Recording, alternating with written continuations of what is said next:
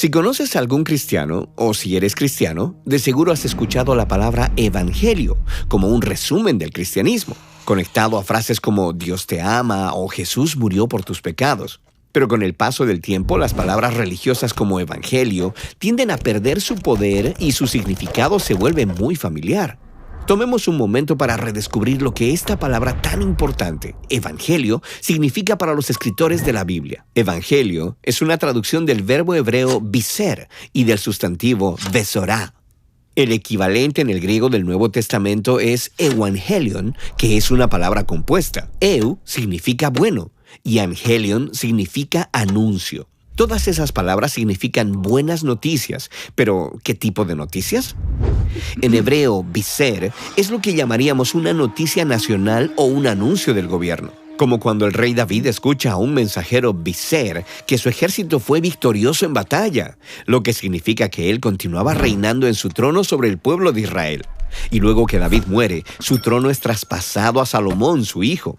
Y cuando él es instaurado como rey en Jerusalén, un heraldo anuncia la besorá de que un nuevo gobernante está a cargo. Pero luego de la muerte de Salomón vienen una serie de reyes quienes son malas noticias, cuya corrupción lleva a la autodestrucción de la nación. Es por esto que el profeta Isaías anunció las buenas noticias de que un día el Dios de Israel vendría como el rey cósmico a confrontar a todos los reinos corruptos y violentos y a restaurar su dominio sobre todas las naciones. Y es así que cuando Jesús de Nazaret entró en la palestra pública, Él dio cumplimiento al evangelio de Isaías cuando anduvo anunciando el evangelion del reino de Dios. Jesús decía que Dios estaba restaurando su reino sobre su pueblo Israel y sobre todas las naciones. Y era Jesús mismo quien lo estaba haciendo. Ahora, el evangelion de un nuevo rey significaba una nueva forma de vivir. Jesús dijo que vivir en el reino de Dios significaba seguirlo a Él al dejar la espada y buscar la paz a través del perdón radical y de la generosidad aún hacia tus enemigos. Sus buenas noticias requerían que las personas tomaran una decisión. Es por eso que Jesús llevó su evangelion a Jerusalén para confrontar a los reinos violentos y corruptos de sus días.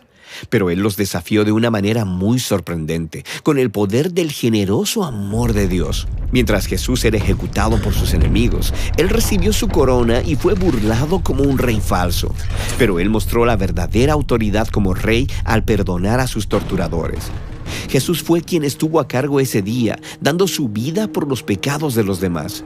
Y luego, unos días más tarde, todo cambió. Jesús se levantó de los muertos como el Rey verdadero, cuyo amor es más fuerte que la muerte. Él se apareció a cientos de sus seguidores y les dijo que esparcieran el evangelion, que toda la autoridad en el cielo y en la tierra ahora le pertenece. Y ellos compartieron estas buenas nuevas por todo el mundo antiguo. Lo hicieron al escribir los 4 relatos de la vida de Jesús que son el evangelio. Es decir, narran la historia de cómo Jesús trajo el reino de Dios, cómo Él vivió por los demás y murió por sus pecados, y cómo luego fue levantado de entre los muertos. Los seguidores de Jesús también compartieron las buenas noticias simplemente hablándolas. Es por eso que Pedro y Pablo, o Priscila y Aquila, viajaron por todas partes compartiendo ese anuncio real. Mientras que pudiera parecer como que los gobernantes de este mundo son quienes están a cargo y pueden hacer lo que quieran, las buenas noticias son que el Jesús crucificado y resucitado es el verdadero Señor del mundo, el verdadero Rey de toda la creación. Y en el reino de Jesús las cosas son diferentes. Aquí es donde los verdaderos líderes son siervos, porque los últimos son primeros y los primeros van al final de la fila. Es donde los hambrientos son saciados y los desvalidos son recibidos porque el amor es la realidad más poderosa del reino de Dios. Y estas buenas nuevas no son fáciles de creer. Suena como una locura la primera vez que lo oyes. Pero algo pasa mientras las personas cuentan la historia de Jesús y empiezan a vivir como si Él realmente fuera el Rey del mundo. En ese momento, este evangelio se convierte en las mejores noticias que alguna vez hayas escuchado.